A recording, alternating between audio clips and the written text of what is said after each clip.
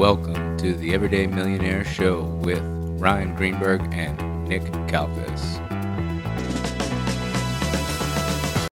What's up, guys? We are here. It's just before 6 a.m. We have a new sponsor for the podcast, SupDog Supplements. They just sent us some pre-workout, some creatine. I've been taking this every day before the gym. About to do about a mile and a quarter swim workout this morning, and then chest and biceps. This has always been a great pump. For the last couple weeks, hasn't been too jittery. A lot of pre-workouts I take gives me the jitters. This has been good. It's pretty tasty. I have the blue raspberry. It's definitely strong tasting, but it's pretty delicious. And then we have our creatine here as well. So I'm gonna take 1 scoop of the creatine with my pre-workout. Unflavored creatine. I like it better that way. If you looking for new supplements, try something out. SupDog, they are local to Maryland, so they hooked us up, and look forward to a long-term sponsorship with them.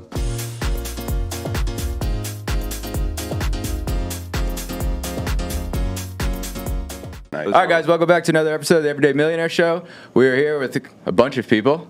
Kevin Cooney from the Cooney's, the Cooney Show? There it is. Cooney Show. And Johnny Hilbrant, also known as the PE guy, big private equity guy over here. Yeah. We got regular face today. I'm in regular face. Yes, regular face Johnny. Regular face today. Regular face Johnny. And obviously Nick and Chase.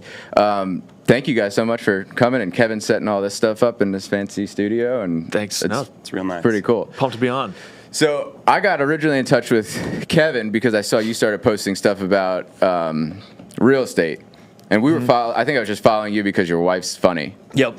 The first question: does she really? Is she playing that at all? Unfortunately, real. Our second date was right across the street here at my apartment, and it was just us two. And I was like, "You can drop the whole act thing." She was like, "What are you, a knack?" And I was like, "Oh, it's real. Okay, perfect." Are you from here? No, I'm from Southern New Hampshire originally. Okay. And then I moved in after college. So like 2017, 2018, I moved across the street there.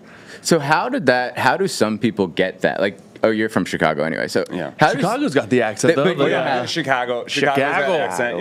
Yeah. But like, how do people end up with that accent? Like, is it just parts of Boston? Because we've talked to other people around here and they don't sound like that. Now it's a lot of like transplants, or like yuppies is like the city calls. Like I was a yuppie. So like I come in and like I was in the tech space. So all the old timers that lived here about, look at this fucking yuppie, you know. And but if you're born and raised here, like I got a 10-month-old daughter. We'll see if it's hereditary. I don't know. Maybe it's so the jury's still out on that. She might be like bilingual. She might. I have some friends whose kids speak Spanish and English, and she might just pick like one day. I'm gonna say like, 2 languages. So, you know, we go to her appointments and be like, she is. You know, she's bilingual. So, she does the Boston accent. I think when the British were here, they taxed T and the letter R. I think, and then it just kind of stuck. You know, people were like, fine, we won't use it. Yeah. You know. Well, that's like my wife. My wife's from Long Island, and Ryan's from Long Island. But you would never tell because they've like dropped their accent. Well, I've been out of New York for a long time. Right. But my parents are not. Like they sound the New York version of your wife. Right. And like dad's a little Jewish guy with like the water. rat. Like that. Water. Yeah.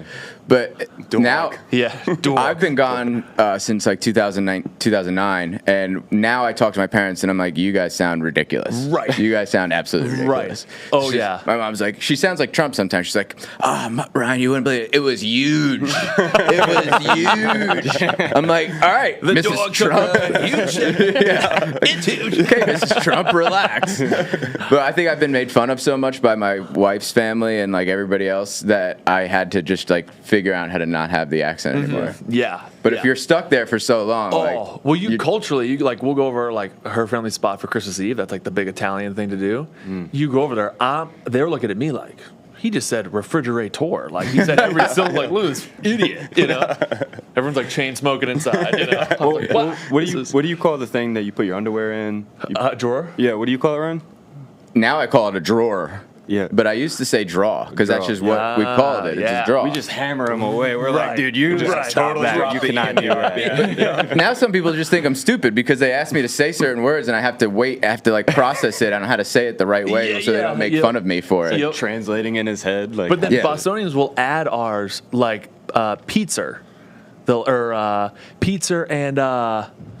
Well, you do that too with ours. Baltimore people do the warsh. You're gonna wash your clothes. Have you ever heard anybody say it like that? Yeah, that's shocking. Baltimore's accent's crazy though, because where did the two come from? It's just a white trash. No, I just trash. Yeah, it's just, wasn't it because of like it was a British kind of descendant everything too, was or British England thing, wasn't it? Damn But like, Brits. yeah, no, man. no, I think the Baltimore accent is a just like kind of like a uneducated, like they don't know how to spell wash. They think it's WARSH. Warsh. Yeah. Like if they say we're going to go to DC, we're going to go to Washington DC. Whoa. Yeah. Right? Yeah, that's shocking. Yeah, that's you just. Can you say that into the mic? Washington. That's fucking weird. That is crazy. That was how you normally would say it? You're not doing a bit? No, that's how Washington, wash. I like to wash my clothes. People get at, they always try to come at me sideways when I say water. Like, I feel like I'm saying it right. Water is not right. Water is, I could deal with that. Wash? Yeah. What was that show with, it was Mayor of Easton with, what's her face? And she did, Kate Winslet maybe? And it was a Philly accent. It kind of sounds similar, where they do another. Philly has a similar accent to Boston, to Baltimore, I feel like. Wooder or something. I don't know. Yep. Yeah, It's above my pay grade. Yeah, I don't know. New York, Philly, they all have. It is interesting. You drive like 2 hours and you have Everyone's like got a completely different thing. Pittsburgh, the Oh, that Yeah. cop, though. Zinzer's That out cop there. yesterday, that was yeah. deep. Yeah, we got pulled over yesterday. Ryan almost hit a pedestrian in the middle of a crosswalk. Allegedly. Didn't stop, did a California roll at the stop sign. He's like, I didn't see any stop sign there. The cop's like, sir, it was there. Yeah. That was a stop sign. Except he didn't say it like that. Sorry, I'm from Baltimore. We don't do that. And then I was just trying to start small talk. So I was like, I'm not from here. I'm lost. I'm trying to park. He's like, you're going to have to take your chances in a garage. I'm like, You're like, all right. Got like it. to Say buy that a again. vowel. Yeah. Like, what letter are we missing there? You're like, yeah. we're playing solitaire. I love that game. Okay, all right. How fun, the Boston experience. I do love the comebacks that you have because some of them don't make sense. When she says something, you're like, Marlboro Reds. Like, what? Yeah, Like, those all so like funny. originated when the first like month into dating. Anything like the first one was like, we're out to dinner. It's late. She's like, did you order an Uber? And I was like, but she says it fast, and I'm like, you know when you're first dating someone and you're not close enough to be like, now you can be like, what the fuck are you saying? But you're still on like like almost best behavior. Yeah. So I'd be like, I'm sorry. What was it? Just she's like, did you order an Uber? And I was like, yeah, we can type. There's probably late night clam chowder. I can find that. I could probably facilitate that. Let me just look around here, and she would look at me like an idiot. I'm like, I don't know. So at what point did you start like saying, okay, we need to film you saying these things because it's so ridiculous? We met April of 2020, so it's like peak of COVID. I was working at Toast in the tech space. They just laid off 50% of the company, so I was recently laid off. And I was like, oh shit. I was like, you're still trying to like impress, the lady. You no income coming in at the time. And then I just went hard on. I posted 10 videos a day every day for the first year, and that's what like set the base. Similar to building, I always give it like you guys know this way better than I. The foundation takes the longest. Once the foundation's dry and it's perfect, and the inspectors come out and they're out of your hair, framing's like Quick. depending on the size of the building, like a day, 2 days, maybe 3 days to frame it all out. Yeah. Same with content. It's like you pour enough of the concrete and rebar in and let it dry and test and test and test. You can build story 2, 3, 4, 5, 6 super fast. Did you approach her and you're like, hey, you sound crazy, so we should film it? No, she hated. She didn't want to be on camera. She hated it. Very introverted. Wanted no part of it. She was like, hey, we weren't monetizing. So she was like, this is like, no one was watching and we weren't monetizing. She's like, why are we doing this? That was us for 3 years. So yeah. So it was like, there was no 3 years. team yet. There was no anyone. She's like, you're just embarrassing me in front of your like 400 followers. Yes, exactly. Your aunt just commented and said, boo. Yeah. She sucks. Like, there's no, Yeah. That's hysterical. So how long into your relationship were you like, okay, let's start filming It took probably it was probably like 2022 she first got on camera. So it was like 2 years of like it was just me posting every day. There's no we, and then slowly like almost probably similar to you guys, like when you started work with him, like you're close every day, and then naturally you're slowly probably going on the path that he went down, Exactly. Same with her. She was like close enough to me every day. She's like, oh, let me like I'll jump on this one, like. what was your content from the beginning when she wasn't involved in it yet? Yeah, I would do like hype up morning alarms. It was like I'd be in the gym like fresh off of Celsius, and I'd be like, "Good morning, you bad beautiful bitches, you." And Here we only talk about Sup Dog supplements. Sorry. Yeah, there you go. Yeah, Sup Dog supplements. Code Millionaire. Perfect. No Celsius. She was drinking Sup Dog supplements. Yeah, that's exactly. Yeah, exactly right. Sorry to interrupt. No, and then, but it was nothing of substance. It was like complete tests. Like I call it like buffet style. Like you post a video, and then I was like, I'm gonna try the shrimp. I'm gonna try the lobster. I'm gonna try this. Like let me try posting. It was nothing. Office skits, Anchorman, movie quotes. That's kind of what that's how you started with random like wedding videos, right? Yeah, well, it's just the guy you get stuck talking to at a wedding. And because I'm a nice guy from the Midwest, so I would get stuck talking to the guy at a wedding no one wants to talk to. Right. And I get cornered, and they hone in on the person who's the weakest in the room, and so I would just get like cornered and backed into a wall, and it was just like a guy who's like, yeah, my bonus is going to be huge this year, and I'm like, and then he's like, what do you do? And I'm like, I'm a spin instructor, and he's like, oh, well, do you have is the company backed by private equity or what's the, and I just be like, I don't really know. And he's like, do you have benefits at that job or how do you pay your bills? And that kept happening to me. Is that a thing that happens up here? Because I feel like I've never been asked or told anybody how much money I make at a wedding. Well, like, you have a backbone probably. This month, this month we did really well. Yeah. I see that you're a school teacher. No, yeah. You didn't do well. What do you do after taxes? I just kept getting, I don't know. It kept happening to me, and then it started as the guy you get stuck talking to at a wedding, and then I gave him a job, and I was like, all right, he's going to be in private equity, and everyone's like, you're nailing the private equity guy, and I was like, am I? Like, and they're like, are you in private equity? And I was like, super not, super not in private equity. You're friends with Austin, but I feel like you could do a tech guy too. Oh, yeah. You would crush a Patagonia vest. Yes. Oh. Yeah. Well, I feel like it's the same attire. Tech and finance bros are the same people. Yep. Almost. Throw a vest on. Yeah, it's really, that's all. I make cameos for people, and all I have to do is put a vest on. I can wear anything under it. Yeah. It's just like there. And if I don't, people are like, can you redo it and put a vest on? I'm like, yeah. So when you created the P guy, do you have that memory in your head with like the wedding before that to where like, I was cornered and this guy, do you remember that conversation? Yes. You were like, I have to post something about this. I remember the this wedding. Is so annoying. The wedding. There were multiple, but the wedding was one in New York, and it was in like February. I posted my first video in March this year, but in February I was at a wedding, and it was at the welcome party, and this girl cornered me. It was a girl actually, and she cornered me, and she was like, "So I'm on garden leave," and I was like, "I don't know if you guys know what that is." I have no idea. That's for like people in like high-paying jobs at like finance institutions, and you get like I think it's like a sabbatical of some sort. Oh, I thought you like planted seeds. Garden leave. No, that's what I thought. I was like, that's so nice. Finally, we're talking about something for the environment. Business. And she's like, no, garden leave. And she's like, so I'm gonna be in Aspen this month, and then I'm gonna go to Italy with and I was like, and she literally backed me. We were in a tiny like welcome party bar, and she literally backed me into a corner, and I was physically, my friends were like, are you okay? Like, you got really stuck talking to her. I was like, yeah, thank you. You all, left me there. So I remember that was kind of like the last, I was like, all right, like I'm gonna like post something. But I was inspired by that. That's a wild trajectory from March of this year to where we're at now. Yeah. Like, we've literally been doing this for 4 years now. I got super lucky, so don't ask me what my strategy is, because there is none. My strategy was I got lucky. But the strategy after March was consistency, right? Like yes, if you would have got one viral video and didn't do anything after that, then it would have just been that one. Like after the first one, a couple days later, I did another similar one, and it did well, and I was like, okay, we're doing things here. And then it kept going, and I never thought about it as like okay, I'll make cameos for people and do ads. But cameos are interesting. I mean, that's an easy thing to do. Like people just send you something to say to their friend, and then you just say it, and they pay you for it. Yeah, kinda. Yeah, I mean, pretty much. And I can do I do between like 2 and 10 of them a day, and I will. But the thing is, I put my whole body into it. So I literally, when I'm done, I am panting. I'm like, and then I send it, and they're like, "Can you do that again?" And be like, even worse. And I'm just like, oh. I can. I will. Like the you're paying request me to, lines like this long. Yeah. And I'm just like, okay, all right. And then they're like, oh, you forgot to mention like our golden doodle, and I'm like, yeah, okay, I'll do it again.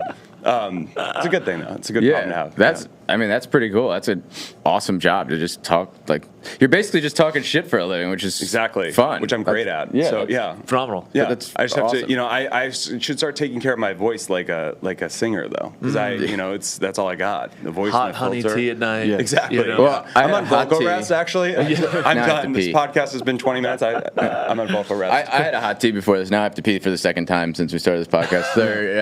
16 minutes ago. So that's Did you have a tea? I had a tea. That's lovely. I don't drink coffee. Oh, Yeah. see, that's a nice thing. I wish I had never started. Yeah. I just Good don't for like you. the taste of it. I'm not a big coffee guy. I I'm thought like, you were like protecting your. You should shit heart on or him now. something. Yeah. no, nothing to do with the heart. Certainly not. Yeah. No. No. Ridiculous. Just taste. Yeah.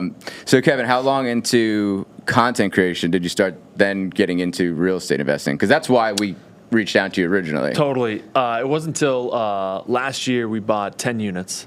Okay. So I was just like, we have a team of 6, so it's me, and then behind me is our videographer Kyle. We have a couple agents, a PM, a project manager to keep you on task, a couple editors.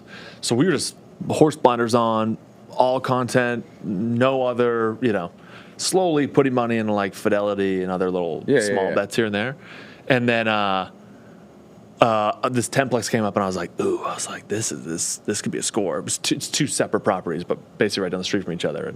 And everyone thought I was nuts. Like, my dad's like old school Irish, and he's like, he comes from like the Fidelity world, and he was like, you're way better putting all that cash into Fidelity. He's like, no, you don't have to manage it. No termites, toilets, tenants, the whole 9. Yeah, trust me. I was a huge disappointment to my parents. Were you? The first one? Yeah. Huge disappointment. When I stopped, when I told my mom I was going to quit my job, she was like, you spent so much time and effort going to college, and you're just going to throw it all away? I'm like, yeah, that's what I'm gonna do. Yeah. Like, that's exactly what I'm gonna Right. do, and it's gonna work out. It's gonna be okay. And she's like, no, you gotta keep your job. You gotta stay. The year we quit, we doubled the business. Yeah, hell and I yeah. was like, we're good. We're good now. It's just a different, like when I first started working at Toast, my parents were like, you're going to have this job for the next 50 years. Like, how cool. And I But was that's like, what our parents' generation did, right? horrible. They all did that. Awful. Yeah, exactly right. I didn't Exactly get right. into real estate, and I'm a disappointment to my family. So you don't even have to get into, like. Is this a bit? No, this is real. Yeah. Do you want me to get Snapchat? Yeah. Pull up the Snapchat filter. Yeah.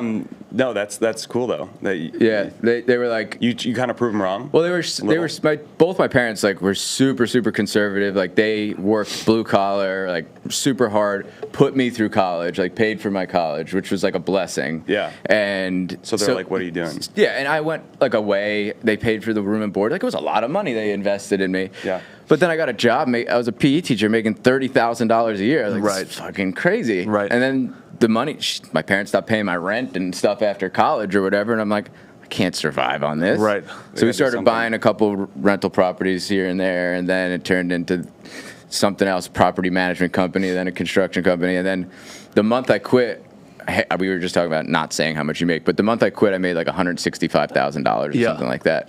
And my mom, when I told my mom I'm quitting, and she's like, you're gonna lose everything. Like, this is such a risk. Like, my mom, I literally made more money this month than I did in the last 4 years teaching. I can go be a barista and make the same money like that I'm making as a teacher. It's gonna be okay. Yep.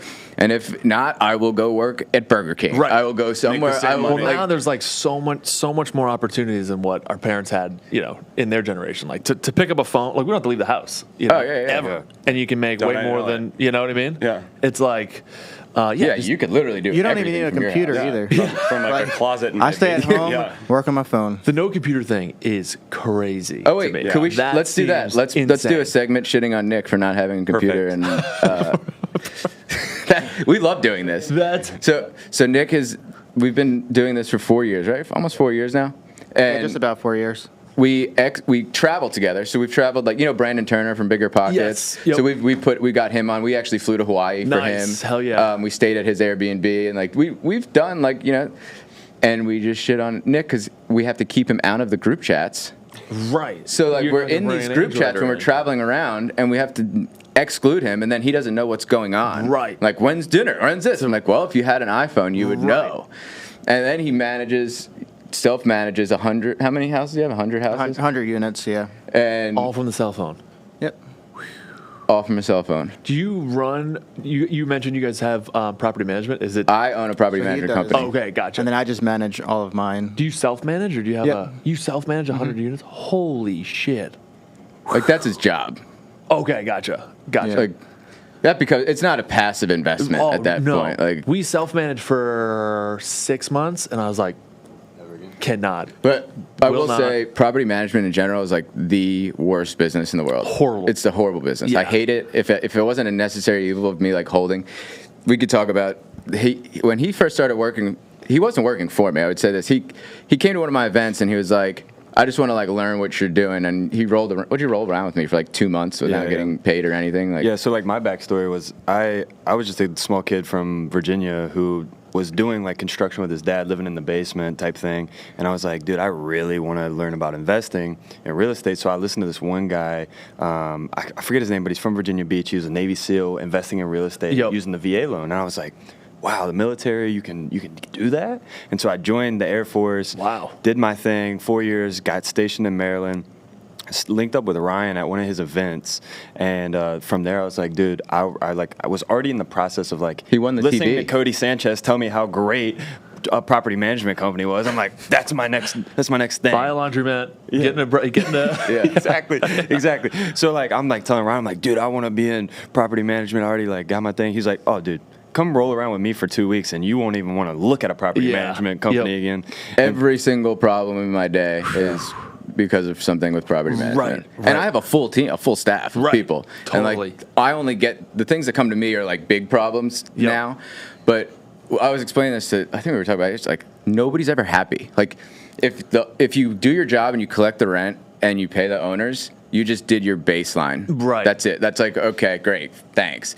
But then when a toilet breaks, the tenant's pissed because they don't have a toilet. Yep. And then the owner's also pissed because they have to pay to fix the toilet. Right. And then you got to get the maintenance guy out there. It's like to make 10% or something like that. It's like insane. And then he was sitting in my car and it's just call after call after call after call. Yep. Just problems and problems and problems. We used to have a lady call pre-snowstorm. Like if there was going to be a snowstorm like tonight, she'd call. This is before we had management. She'd be like, I just want to know when the plows are coming. I was like, per state law, when there's 2 inches or more on the ground, like we'll roll the trucks. She's like, we don't know what we're going to. Up here, it's like you either get hammered or nothing happens. So it's we'll see how tonight goes, but we will be there. She's like, okay, so that's not really, I need a definitive time. And I was like, I'll talk to Mother Nature and see what they're thinking, get back to you. Yeah. Yeah, I tell people all the time because I do some like business coaching, like private consulting, and somebody had. They literally called me. They were going to be a client of mine because they wanted to build a property management company. And I was like, I'm going to stop you right there. I'm going to save you a lot of money by not paying me to coach you because you do not want to start this business. Right. I currently manage 2 of his units, and he was buying other units, and he was like, I'm going to start a property management company. Actually, he lives in Boston somewhere. And I was like, dude, don't do it. Right. Do anything else besides property management. Yeah. Do not do it. I have so much respect for, and hats off to you for being, we use this guy Pierce management, and I would say the same thing. I was like, I don't know how you got, and we got hooked up. We won't have to cut this, but we pay 4% of gross rents, which up here is like insane. That's insane. Like that's like unheard. I don't know how it is downward by you 10%. guys. Is it 10%? Yeah. And we don't, and that doesn't make any money. Like 10% does that. We make money on maintenance and placement, tenant placement. Right. Like the 10% barely covers our staff. Right. It's a very thin margin business, but owning your own properties and controlling them is. I did have a property manager for a short period of time. Then we fired them and did it ourselves because people start complaining and things not getting done and. I don't know. Totally. To me, I was like, I need to control it. And then we got an offer to buy the company. Oh, huge. And I was like, do I sell it? And then what do I do with my own? Because then my own portfolio of a couple dozen houses is too small for me to like hire my own like full-time person. Right. So then I have to rely on this other person to manage my stuff. I was like, nah. Yeah. Not do that. No. But it's a job. Like it's a full. It's definitely a job. Yep. But the construction world is way better. Like we were meeting with a client the other day, and we finished their kitchen. They're like, you guys nailed the vision. Like, we're so happy. Like, thank you so much. And in property management, it's just like, yeah, charging me $110 to go out and fix a toilet. Like, what? Like, who's making all this money? Yeah. Like, Jesus Christ. What do you like better, the being in real estate on the investor side or developing? Ooh. That's a good one. Because we're actually right now we're building 2 new construction houses, one in like Glen Burnie and one in Annapolis. Yeah, I'm building a bunch of stuff also for other people too. Yep. I like that process a lot. It's just it's long. Right. So like our rentals that we typically do, you know, like we'll buy a house, renovate it in a month or 2, refinance it, get your money back, right, rinse and repeat. In the development world, like these houses or the lots that we're buying, you know, you're in it for a couple $100,000 before the bank will step in because banks don't like land. 100%. So you got to buy the land in cash, put the foundation down, and then they'll start lending you money. Right. So it's a bigger. I like it. I like the process better. There's less variables, but it's a longer haul. Yeah. So more money, but longer haul. Right. Are you doing any flipping or like what's you're primarily just buying multi? Yeah. For me, it's like I don't want to say it. I try to like remove myself as much as possible. I'm really just like the cash, you know. Second one. So it's like for us, it's like social is like our whole team is like hyper focused on social. And then second to that is franchising. So we franchise this company called Sweat House. And then third is the real estate side. Okay. So depending on when this airs, we got a LOI accepted for another 10 units. We'll have 20 units hopefully in the next probably first week of Jan 1. We still have to do like inspections and stuff. So are those turnkey? Or are you buying them, doing any renovations? They're all we have one vacancy we own 10 now. We have one that's vacant at the moment, and then this 10 we're buying is fully occupied. Wow. We were telling Johnny last night, Nick was telling us this story about how he got started at Keller Williams, and he met this guy, and the guy had 18 properties, right? Now Nick has 18 vacancies.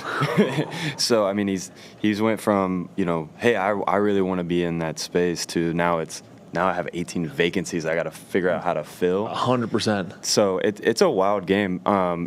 Do you have somebody kind of running the back end for real estate where you're like they're bringing you the deals and they're like looking at these opportunities? It's all on Instagram. So wow. The 10plex we're buying came as a DM. So I put a video out of our building in Concord and just gave similar what you guys do. Gave all the numbers, left nothing on the table, no secrets. Gave exactly what we're making cash flow wise. This guy DM'd me. He's like, "Hey, I have a almost identical property.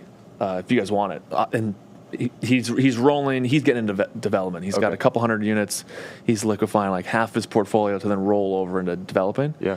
And we'll close probably first week in January, and then that all came from Instagram. Wow, and it's super cool. Like we were talking about this earlier too, but how the internet is just so vast, and it can bring you so many opportunities that you thought like were never possible. 100%. And then all of a sudden you're getting DMs for cameos, and you know celebrities are hitting you up, and I mean it's super cool. So, in your eyes, is the franchise thing, is that cooler than real estate, or do you have a favorite? I like real estate social first and then real estate second in terms of like what I like. The franchising is like so much fun, like, and that's a quick couldn't get you know, we're hoping to exit in probably the next 36 months. We have 10. We're trying to build to 10 locations as fast as possible. So we have the licensing to do 10. Okay. Are you backed by private equity at all?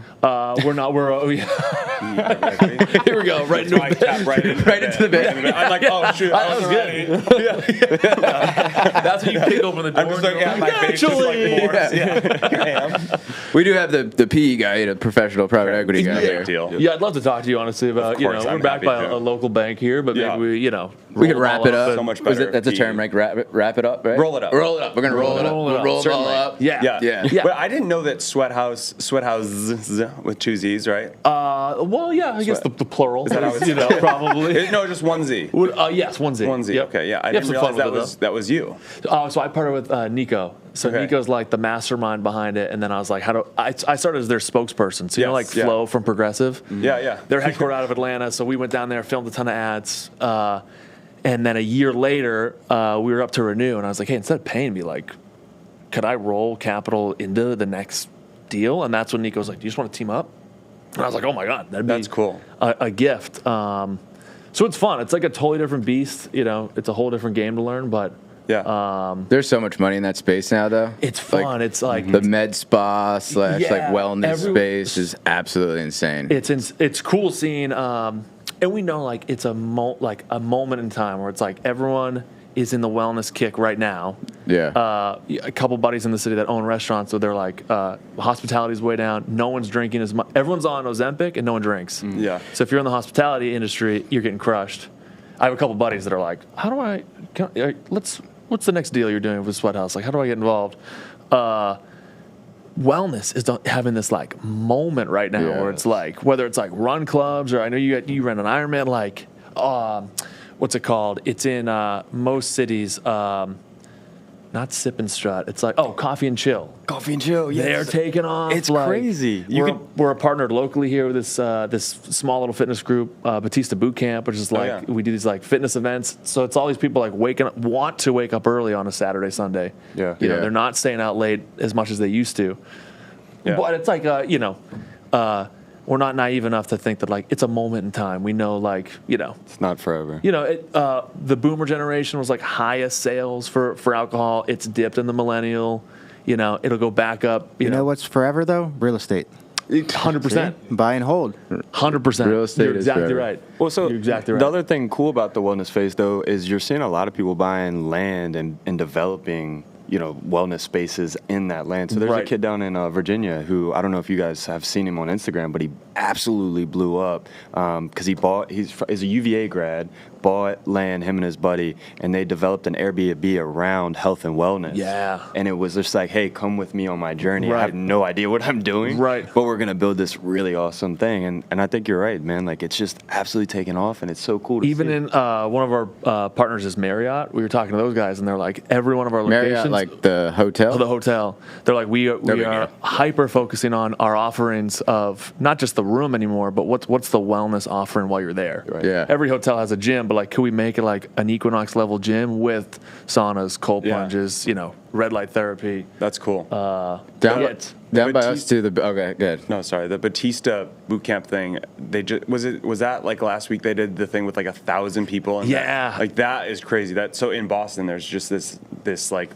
I mean, I think it's everywhere, but the whole wellness movement is crazy. And they gathered like, I don't know, it was over 1,000 people. Yes. It might have been 2,500 people in. I don't even know where that was. It's right in the South End. It's At where they SoWa? do like the Titanic exhibit. Yes. You know what I mean? Yeah. Like, and people came to like it, just like rolled out mats and worked out, and there were like juices and stuff. Yep. And it's the kind of thing like even 3 years ago, if you said like, oh, we're gonna try to get that number of people, and I'd be like, there's no way. Right. And maybe they paid to be there, maybe they didn't. I think there's I a was place. shocked. Yeah, you're so right. I was shocked. Tulum. Yeah. Have you heard of this place? The place in Tulum. That's like it's literally like The wooden gym. Yeah. Yeah. It's like a Yep. full retreat for like wellness. Like they don't serve alcohol. It's like you go there, you go to a juice bar. There's like yoga areas. There's like a swimming area. There's a like wooden gym, like natural kind of gym area. Like those places are popping off. I mean, I think it's a good thing overall. I mean, totally. Yeah. I think it's people like the are fat as aftermath heck. of like, depending on how your parents were, like you either liked how mom and dad raised you, or you were like, oh, I saw what happened, when they got into booze. Like, I want nothing to do with that.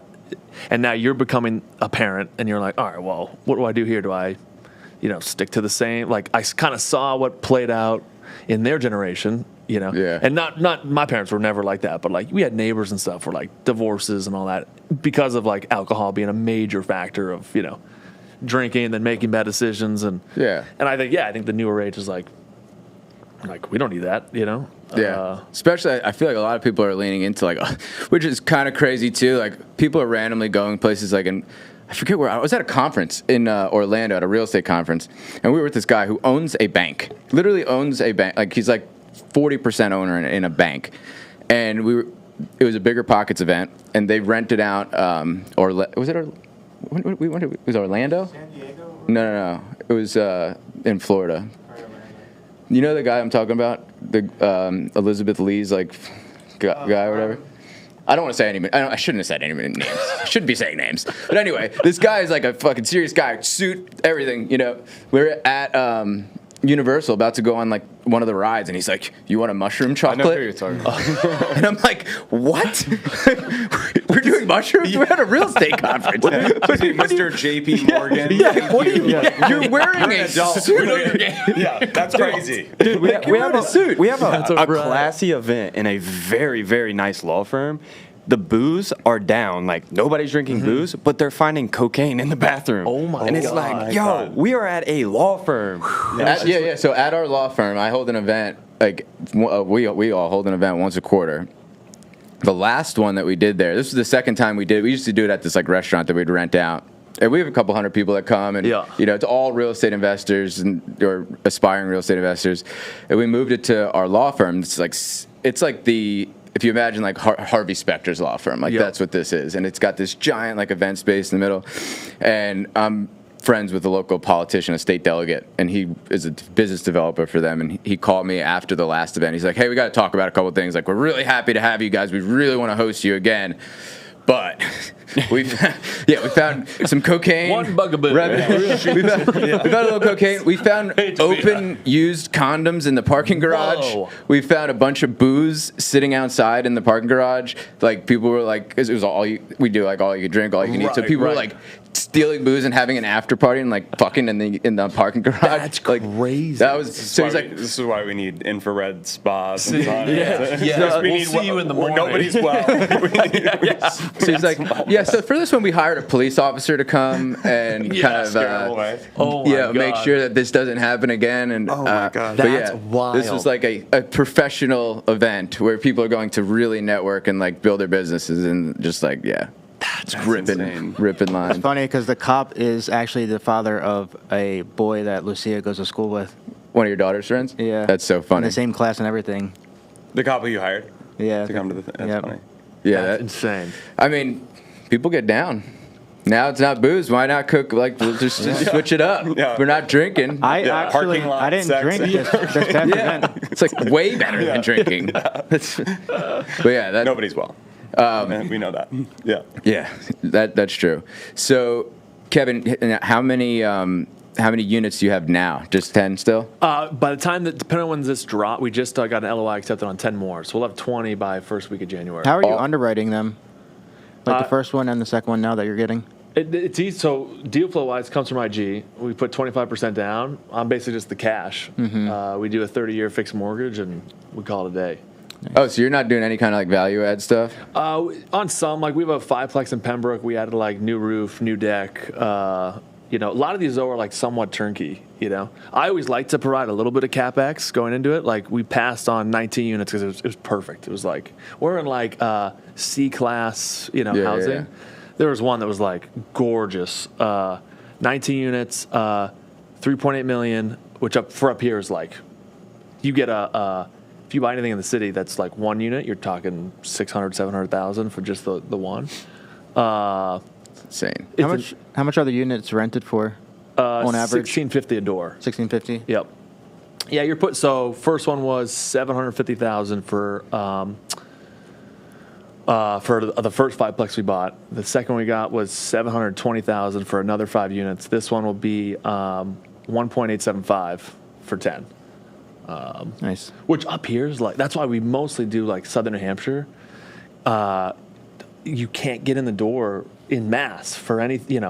We've looked at unless you're backed by private equity, of course. Unless you know a guy. Unless you know a guy.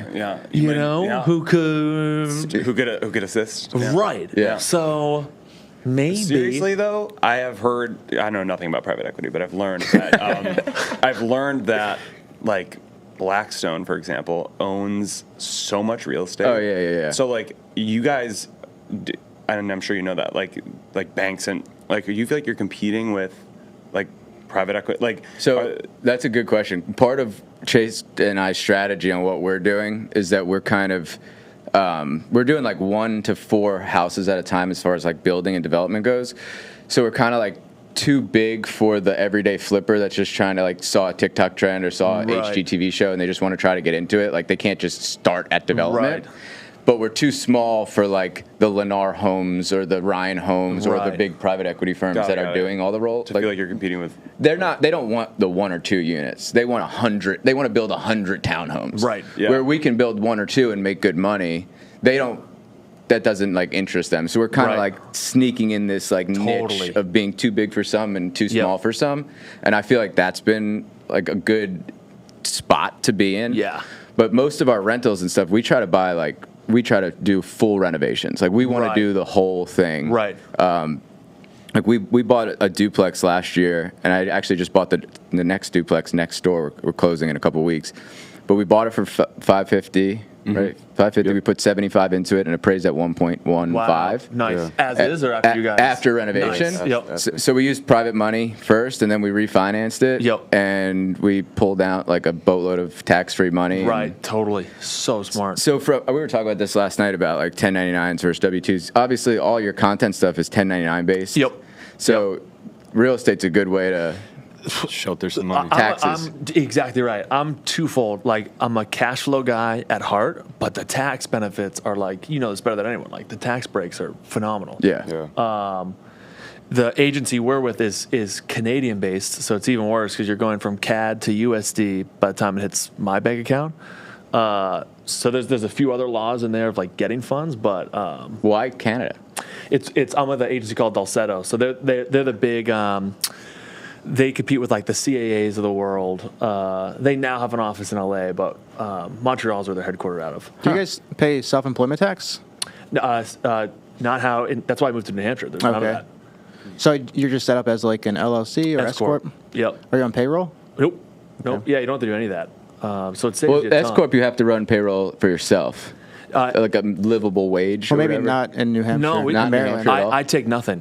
Everything sits in I have like the Kevin Cooney bank account separate from my personal, and yeah, that's why I fell in love with New Hampshire, because it's somewhat of like a lawless. It's like a Florida. Like there's however you want things to be structured. It's kind of like a, for better or worse, like a pay to play. Like it's really your point. If you lived up here and knew those same politicians, like. Well, it's now at your discretion of what's, But we have like a killer tax team. Shout out Costas. He's like a tax advisor you'd see at he reminds me of Jonah Hill from War Dogs. Comes out with just like, he pulls up in this insane car, license plate says right off. We did like a whole bit with him for YouTube. But he's just so smart. Like I think there's 88,000 pages to the tax code. That's what we were literally saying last night. Like, you know what I mean? The tax code's this big, right? And the real estate piece of it's like this big, and then there's like sections of it, and no single CPA knows everything. So you got to find the guy that's gonna. You guys know this better than anyone. Like, I'm great at social, like. Social, I know top to bottom, back to front. Like, there's nothing. We have all the ins at Meta and TikTok and Snap. It's so important to build a team in your blind spots.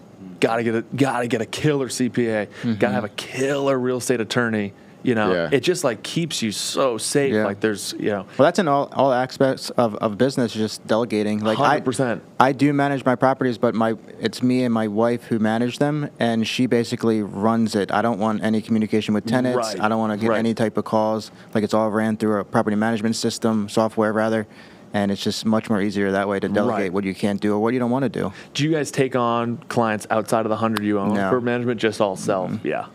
That changes the whole, like, that makes the business so much harder. Right. When you're not doing it just for yourself, when you have to, we're basically like managing people's biggest assets that they own. 100%. So like, and some of these people, unfortunately, they didn't get into real estate purposely. Like, they got married and they wanted to keep the house because they had a good interest rate, so they moved in together and had the extra house. Right. So they don't have just an extra ton of capital sitting around in case something goes wrong or whatever. So like we have a fiduciary duty to like get these people the money and make sure the books are right and the taxes are right and all that stuff. Like, if Nick messes up, it's just himself. Right. He's not going to sue himself. People are going to sue him. I'm furious with you. Oh, it's 2025. It's possible. Yeah. People are going to sue me for sure. In court, idiot. That's what makes my business so difficult. Is like the it's a people. Great point. Yep. Like, he doesn't have to deal with. He only has to deal with the tenants. Right. But I have to deal with. That's the other thing too. I was like, we were talking about Google reviews the other day.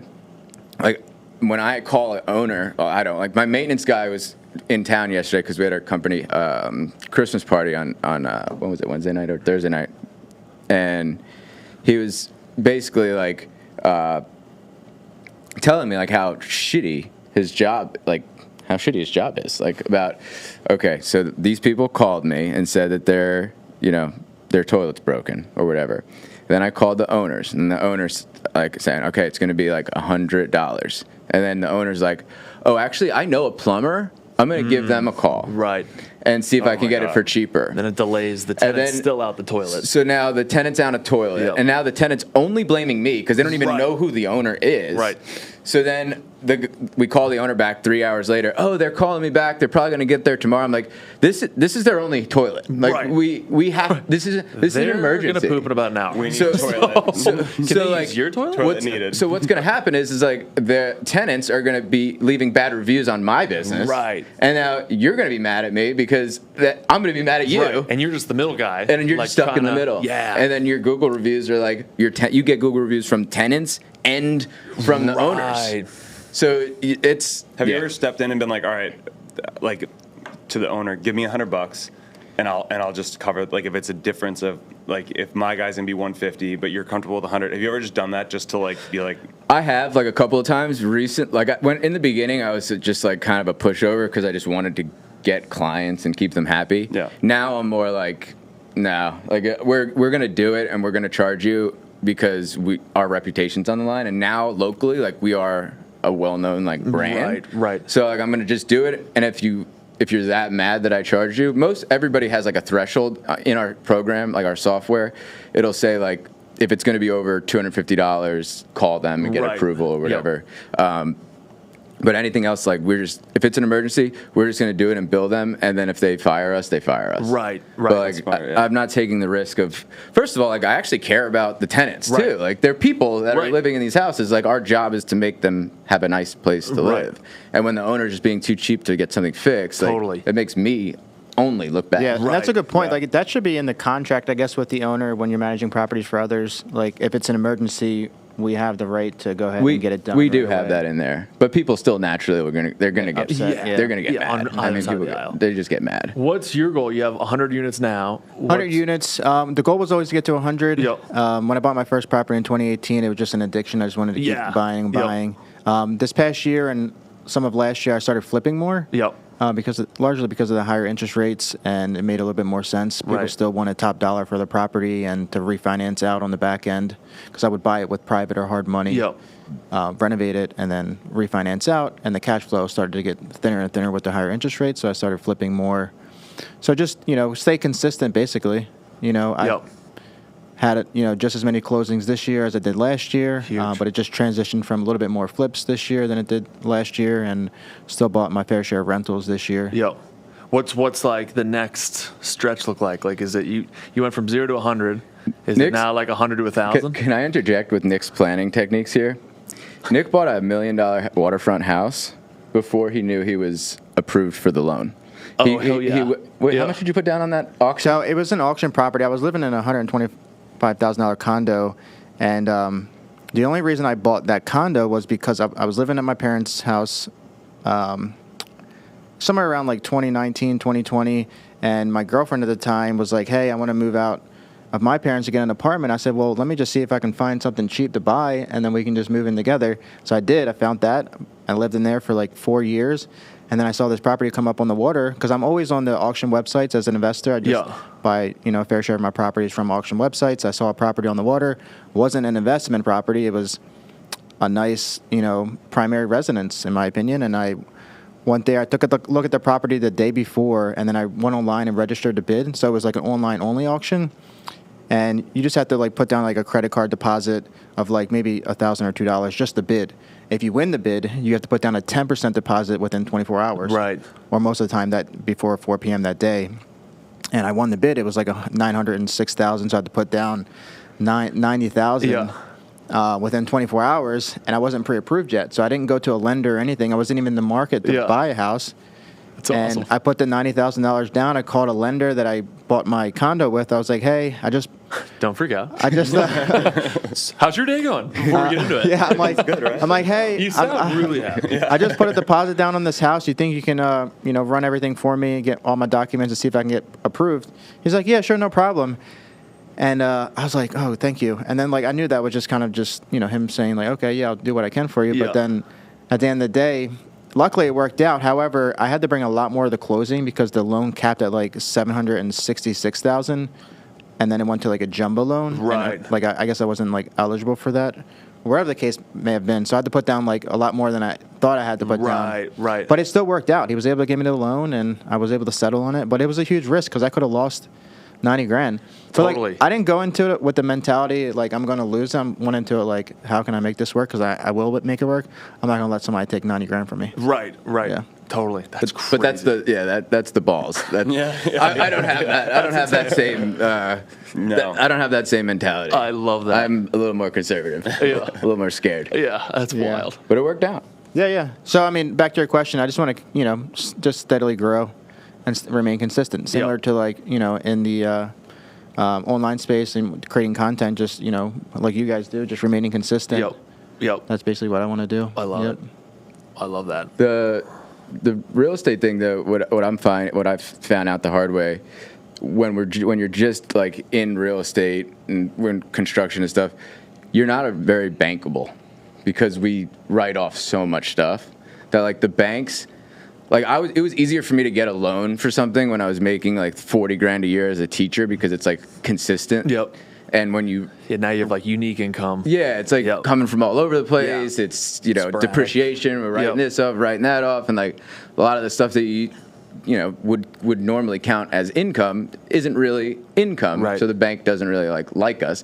So we just bought a studio and an office for the real estate team, and we put a podcast studio in there.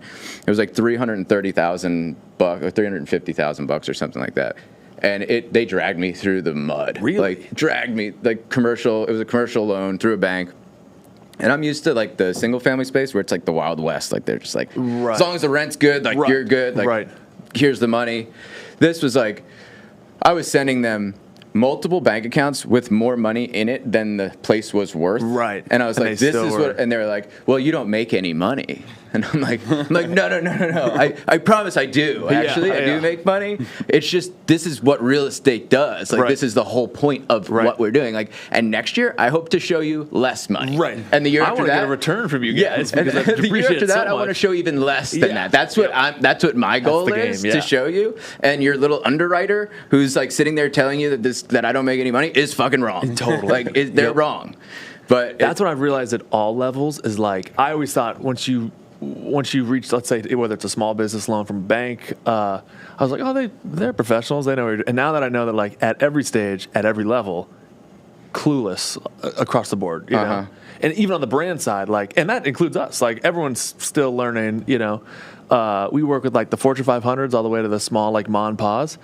Every Major League Football, all the way to the, right here, like, at all levels, there's so much disorganization, and everyone's like, it's a lot of like, that's a good question. Let me get back to you on that. Like, you know what I mean? You think there's a threshold of like, all right, at some level, PE level maybe. Exactly. Like, you go and meet a guy, and you're like, okay, he's got his ducks in a row. But no one does, Yeah.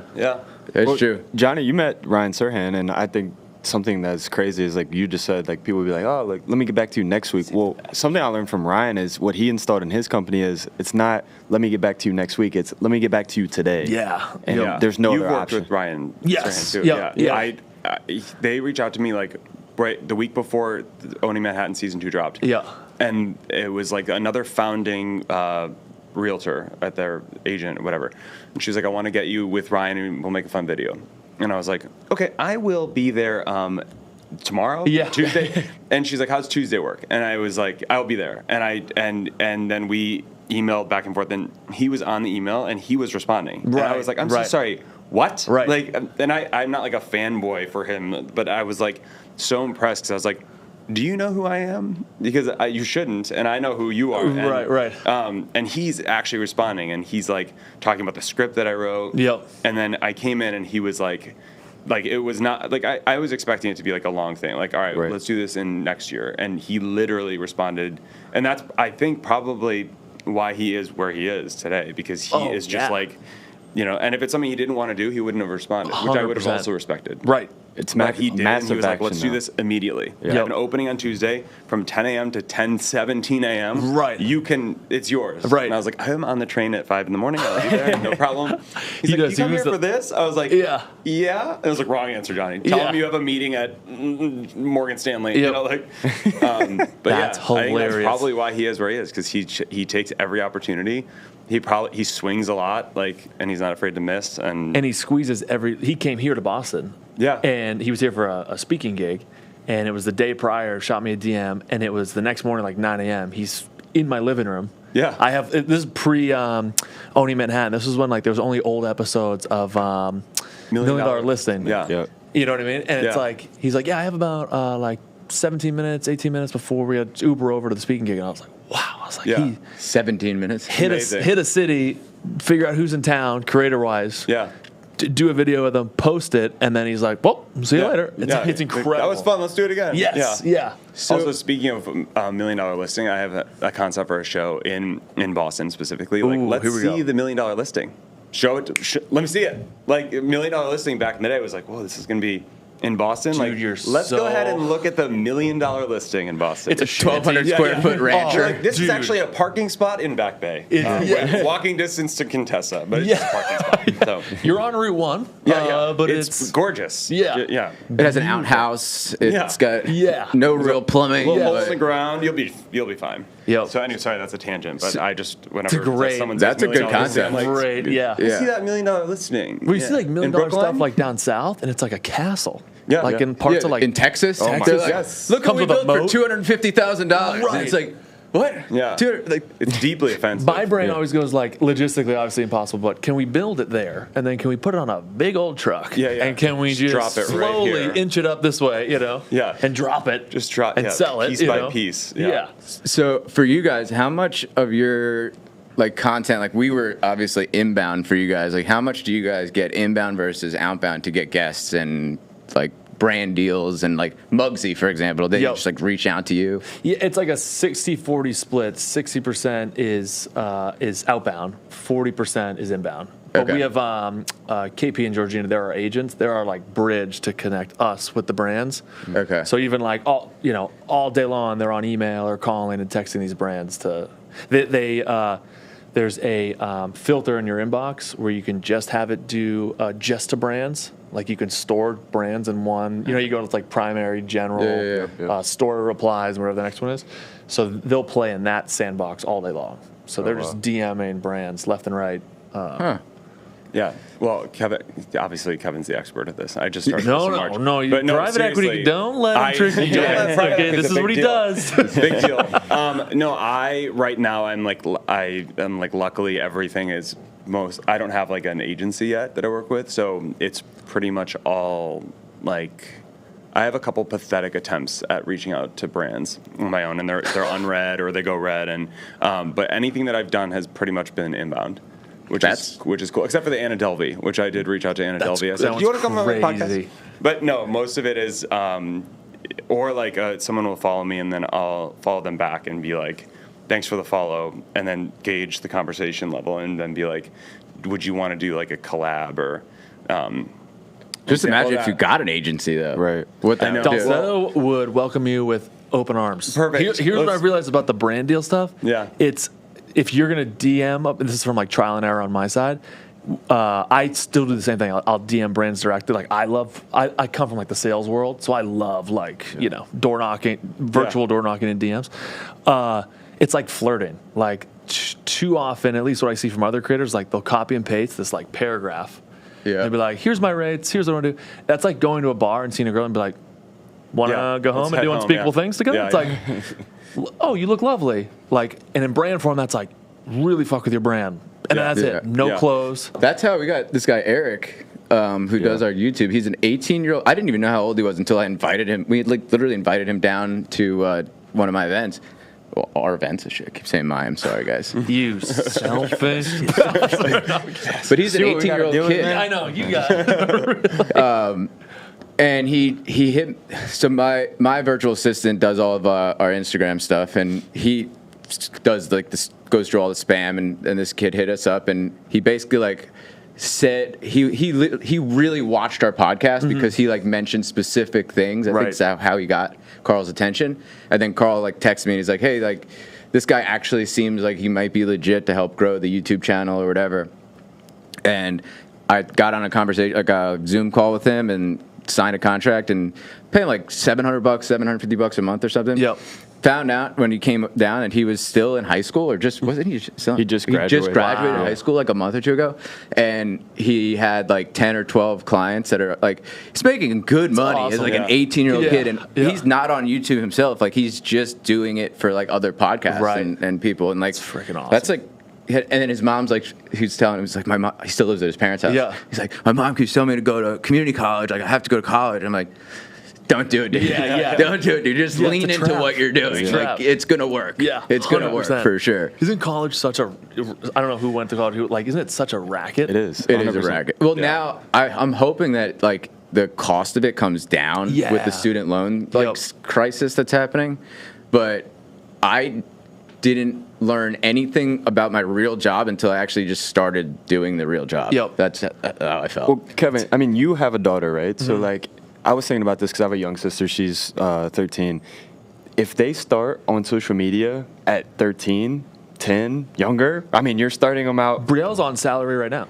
Yeah. So she tax deductible in New Hampshire, little over $15,500 you can pay her a year But- to a minor. but and it how- just sits in her Fidelity account. Yeah. You know? And how That's so how fast can she just absolutely explode on social media and never have to go to school? You know? Totally. You know what I mean? I was just thinking about that the other day. I was like, if my sister, even if she doesn't do anything like very cool with the school or whatever, she could just be on TikTok or Instagram Totally. or anything and just keep posting But year what's after your year. thoughts on that being like kind of dangerous too at the same time? My- For a girl especially. Yeah. Yeah, it like you're so right. For girls, it's you know what it is. The hate comments, and maybe different with the line of work you guys are in, but guys rarely are in my DMs or comment section being like, "Boo!" It's other girls, two girls, Right. That it's like the most catty, The mean like, girl bullies. Oh my god! It's like, but I don't know. I think it's like we're working with this group right now called Junk Box, and they. This is gonna sound crazy. They're making it's me, but it's AI. So we're doing ads now with it looks like me, it sounds like me, but it's 100% computer made. So I think that AI world we're living influencers will replace us. Like that'll, influencers put celebrities out of business. Yeah. AI influencers will put us out of business. So we were like, all right, let's build an avatar to do. We've done like Tito's. A lot of the Muggsy ads is not even me. It's all Really? AI. Wow. It looks and feels like me. That's wild. Because now that you- looks so real. Now you save time because I don't have to physically read a script. It's whatever the brand wants to type. Ding, ding, ding, ding, ding. So you They hit weren't enter. really holding on to the deck? Deck shot was real. So there's a couple like more of the in-store stuff is all computer generated. But That's amazing. It's actually you guys could build it out in 2 seconds because you have the audio. Yeah. From all your podcasts.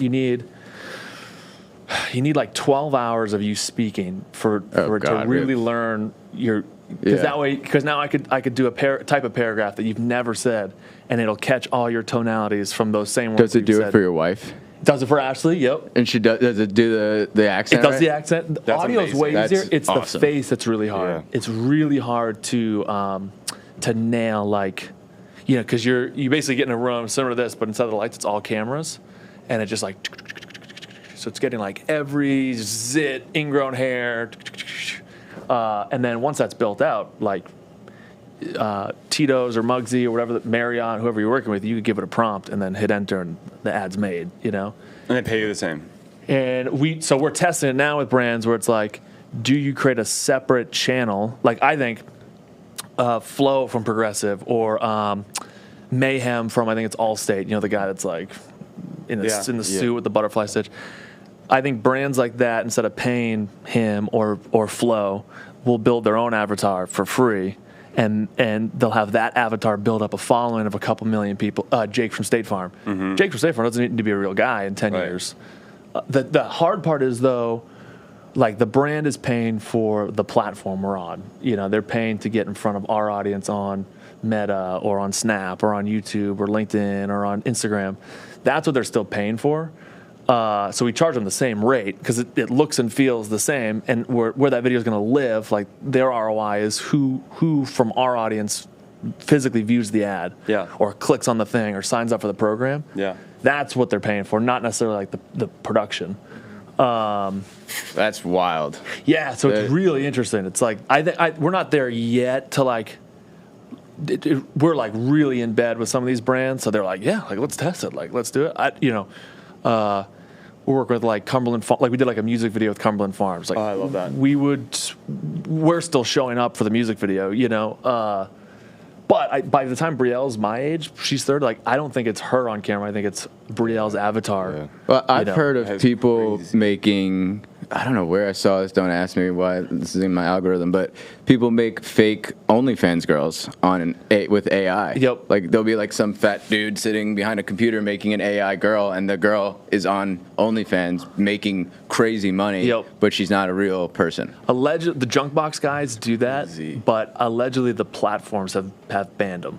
Oh, really? So like OF's platform, that crew allegedly has banned how they tell what's real, what's fake. I have no idea, but that is nuts. Yeah, that is crazy. Cameo is involved in some sort of like lawsuit, I think, with AI in general, because they're losing business to like AI is like, all right, you want this Real Housewife to wish you happy birthday, like we can make her do it, right? And so they're involved in some sort of lawsuit and trying to get some like protection because they're like, this is our entire business, right? If you remove that, like the person actually at home making the video, we have no business. So right. Well, if you're stealing someone's actual face, then I get that, but they can't get mad at them making another random, not real person, right? Have you ever played with the app Sora? No. Yes. I've seen it, but I haven't. Sora's crazy. So I was like toying around with it, and you can make it do anything. And then to your point, if I'm the big ones right now are like Jake Paul, Gary Vee. Yeah. There's a couple others that I might not be familiar with. This app is all AI. So like I did like me DJing. It's all AI. None of that's me. And then I was like, oh, let's like flip couches with Gary Vee. Yeah, Gary Vee. And it creates in 2 seconds. It's not the Junk Box crew, or like I did like those ones. I feel like you could tell a little bit more though that they're actually made by AI. You guys see this? Got arrested. I assaulted a PE guy. It's all AI. That's amazing. And that's the tech now. Yeah, as we live and breathe right now. Right. Never And mind tomorrow, the next 5 3 years, 10 years. Yeah, it's a little terrifying, but yeah. Damn. But AI's here. You gotta embrace it. You gotta learn how to use it, or Are you you're gonna guys be. having to like build out your legal team for that? Because like, what happens? Like Jake Paul, I mean, he gets ripped with these Sora videos. So like, he's a genius because he's an investor in Sora. Okay. So when he granted Sora permission to use his avatar, everyone did the makeup videos of him doing makeup and like shitting on Jake Paul. The Sora stock just went boom. Yeah.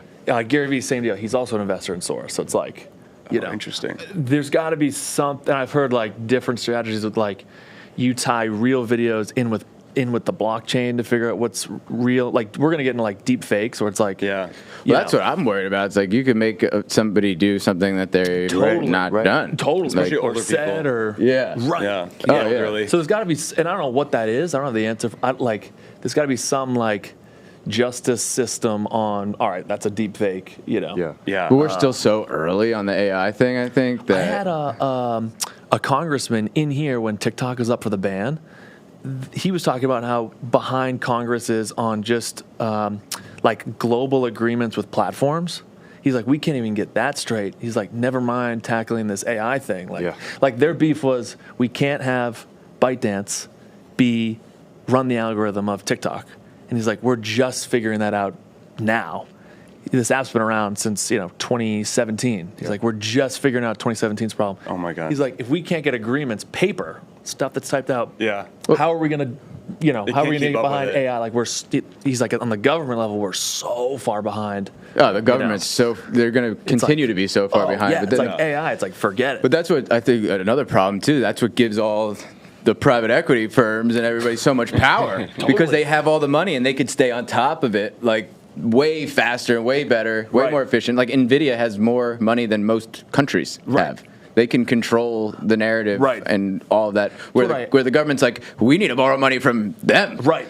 Then Don't figure you it almost out. feel like, and you with all your units and you guys like, when you acquire a new building, it's in the back of my head, I'm like, it's not going away from, the big guys, from the big groups. And to your point, like, we'll just hold them forever unless, That's what, when you're saying, like, the BlackRock thing, they're doing it also in the single-family space where they're buying up, overpaying in neighborhoods and, like, redoing the comps, basically. Yes, so they're paying more. They're setting the price in their like, Right. yeah, it's like a weird, like, I'm just like, is this okay? Is this normal? Like, Yeah, and I think like the private equity thing, them being involved in a lot of businesses, my DMs are full of people being like, this is actually really like scary and bad, and no one's really talking about it. Are people pitching you like business ideas? You should do a Shark Tank. That's another. That's what I was just gonna ask. Like, pitch me. Yeah, that's not enough stake in your company. No, I don't think so. I have a lot of weird DMs. I don't know if business ideas come to me. People, no, I don't think so. No, because what I thought when I first saw you, I thought you were in private, like actually in private equity. So I was like, this would be a cool podcast. Like, we're gonna get Kevin talk about real estate. We'll get this guy to talk about rolling up businesses. That's so much better. Like, what a great trip to Boston. We're gonna learn about private equity. We've never had a private equity guy on. No, I love that so much. Yeah, no, it turns out it's just me. No. That's amazing. Yeah. You're going to be in private equity, though, because of all this. At some point. A decade from now. No, I was just saying last night, there's a company that wanted me to, there's a PE firm in Minnesota, and they wanted me to help them raise a fund. And I was like, yes. I don't know what that means. Like, I have no idea. I was like, for sure. They sent me a contract, and I'm just like, ChatGPT, and ChatGPT is like, there are 900 red flags in this. Like, right. Absolutely not. Like, you couldn't even...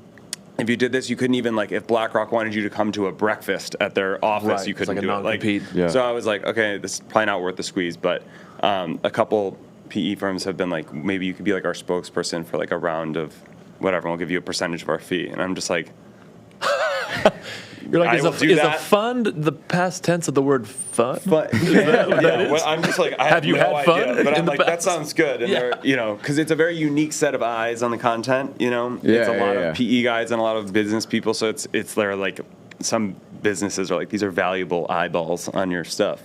So let's get Kevin's opinion on what we were talking about last night about making multiple accounts. Oh yeah. Does he make a PE guy specific account and then make another character with a different account, or does he just go by? Because we're having the same kind of issues with all of our different content that we're putting out. Go lean into one Instagram and have it just be Johnny Hilbrant, who does Adam Ray, who does Biden, who does this, who does that, or do you do it separate where you have characters have their own? I've followed what folks have done historically, like we were talking about earlier. MTV didn't make MTV didn't air Cribs on E, or Fox, and Pimp My Ride wasn't on ABC. It's you are the network. It's like your name is the network. Fox, CNN, whatever follows under that. You guys just Grey's Anatomy. It's just a show, ABC, just a segment. Yeah, perfect. Yeah, you're just tuning into the morning news here, but then at night we got the murder mystery stuff. I love. I think people over murder mystery would be another good one too. Yeah, he wasn't really a good guy. He almost deserved it. Like a Dateline kind of thing. Yeah. After reading all the facts, we're gonna stop investigating this one. Actually, I would leave it one channel. It's like because it takes that's what I was thinking too. It takes so much effort and time to get eyeballs on your channel. Yeah. And then it's like you strike gold, and now you're like, well, come over here, guys. That's what I said. I was like, I don't think I can strike oil twice. I definitely got lucky, and I'm not going to be able to make the 200 and whatever thousand people who followed me over the last 10 months be like, yes, for sure, we'll follow you over here to this. They're going to be like, no, you're just a network. You're, know, and not just like you're MTV, and there's, in the morning there's ridiculousness, and then blah blah blah blah blah during the midday, and at nights we got new stuff. Yeah. So Chase, why isn't yours working? Why isn't what working? Your TikTok. I mean, I guess Kevin, we should do a live segment, and I'll pull my TikTok. How often do you post? Not often at all, and that's why. Not anymore, but you were. Like, so I was doing a lot of like military like. Thank you for your service, by the way, because that's I appreciate it, man. Way more than I've ever accomplished right there. Same. So I was doing a lot of like fuckboy shit. That's what I was doing, and that's how me and my wife met. We met via TikTok. She was in West Palm. I was up here in Maryland, and she found one of my videos and DM'd me, and just like you guys scroll through your DMs every now and then, you're like, oh, look, hey, cool. Yeah. And then we started messaging. The rest is history. But I kind of, once I found her, none of the 13-year-old girls liked me anymore. The rest. Well, not 13. Whoa. Like, you meant 18 plus. 18 plus. His demographic is all over the place. Yeah, it's a long demographic, okay? Is that a problem? Yes, it is a really big problem. But no, so like, that's what TikTok was for me. And then you stopped dancing and talking about real life, and then everything went to shit. Yeah. Well, you like back to the like I've never been able to like see around corners. I always go historically. It would literally be like what was your favorite network growing up? Probably MTV, honestly. It'd be like MTV. The next morning when you met your girl, no more Ridiculousness, Cribs, and any of those shows. Pimp My Ride. We're now doing like house tours. HGTV. You'd be like, all right, well, I'm going to VH1. Yeah. Like I'm out of here. You know what I mean? You cut like. If you're Ron Burgundy, like you cut the biggest segment that was bringing in the most eyes, and people were like, well, I got to go get my entertainment from, someone else, you know? No, 100%. But I also, it's like when I first post Ashley, I lost 2022. I probably had maybe maybe like 150,000 followers. I lost 40,000 followers almost overnight when I went from like not single guy, but like similar, like you're putting out, I would do like the Michael Scott, like where are all the hot people, post it and lost 40,000 people almost overnight. Called my twin sister and I was like, was this a mistake? Should I delete the pod? Like if I delete it, Ashley's gonna be really mad, but I'm losing all my life.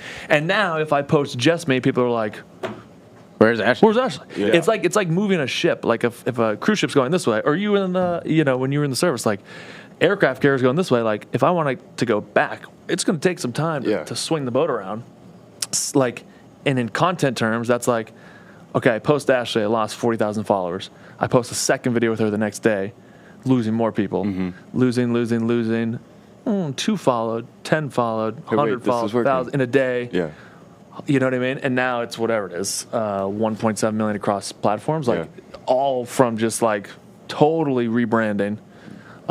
So you never thought about like, hey, should I just delete this account and start over? No, God, no. Yeah, right, okay. It just needs like you're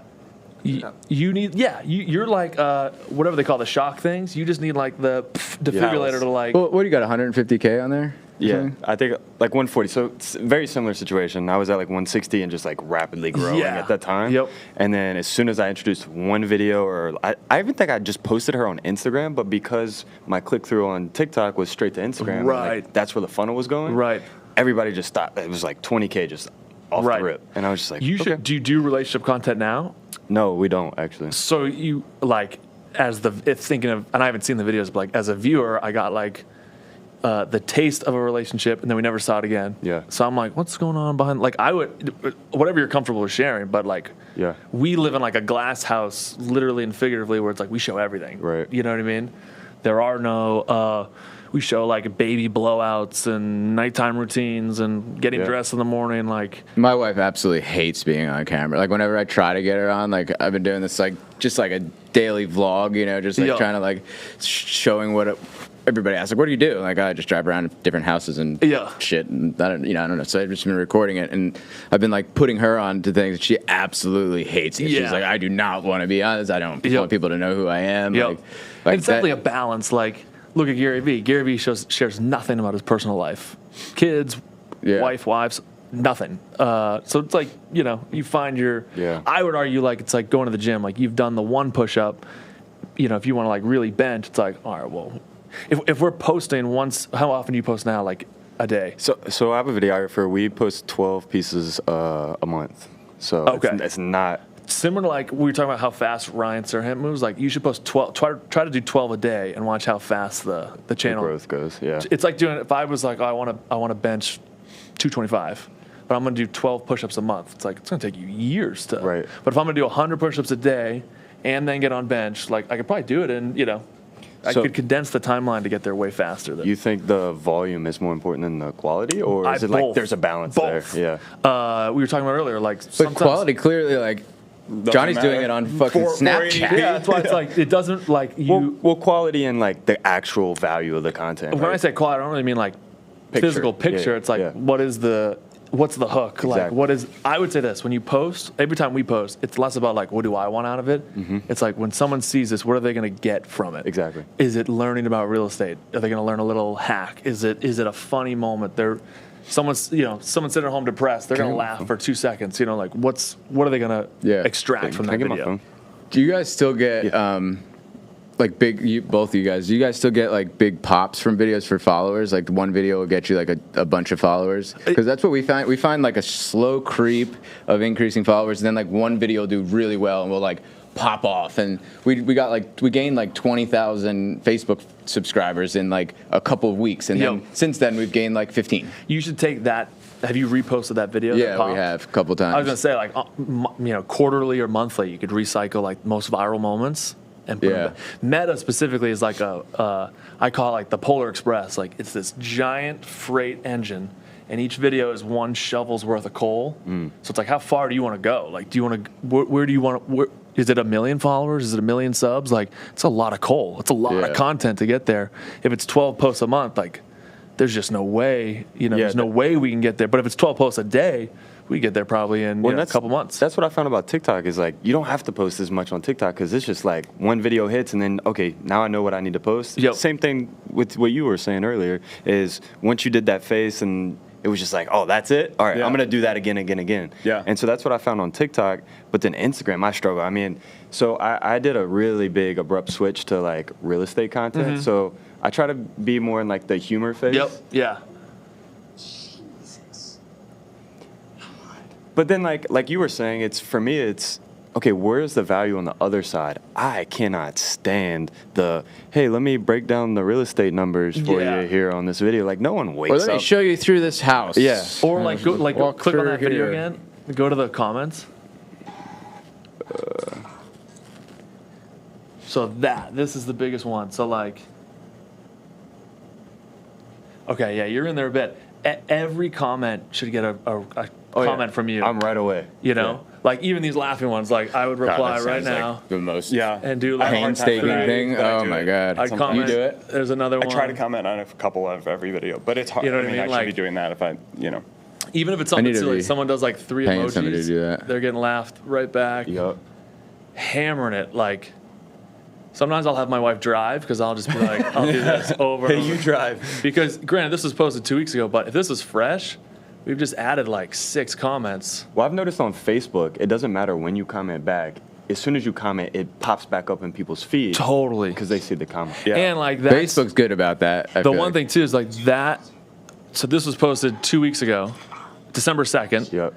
And then the very next post is 3 days ago. So it's like back to the MTV thing. If Cribs only airs, last episode was 4 days ago.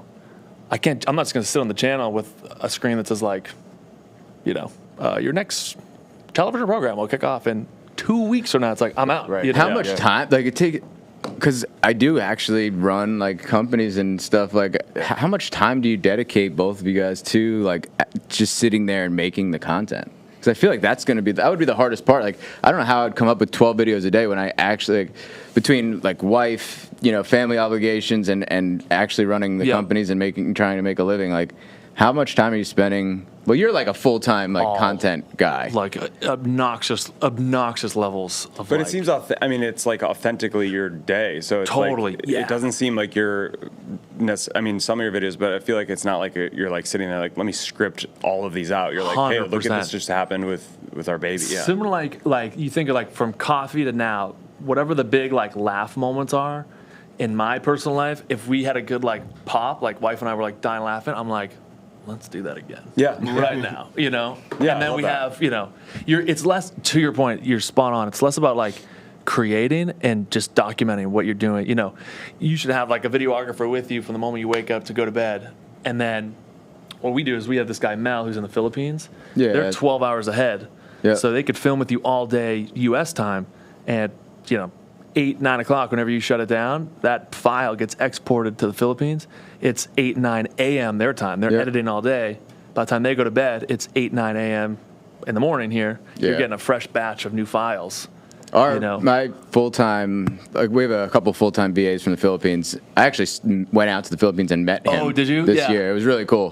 He was working for me for 2 years. Is it wet season or dry season right now? It was the wet season when we went. Okay, yeah. But it wasn't bad. Like one day we got like pretty bad like rain. 2 days maybe we got really bad rain. But besides that, but I got to like meet him for the first 2 years. He was like he runs my emails. Wow. So he answers all my emails. He does all my he'll answer my calls when I'm not around, and like he knows he's got my credit card. Like he knows everything about me. He knows, Joe, like, we call him CEO Carl. Oh, like, hell yeah.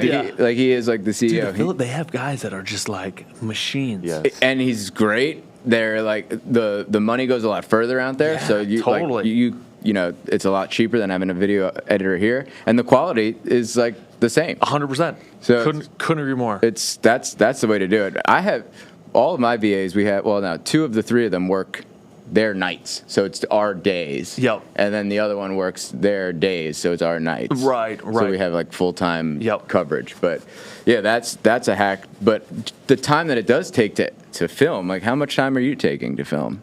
I don't know like number of hours or minutes, but I think it depends on how many cameos I have to make.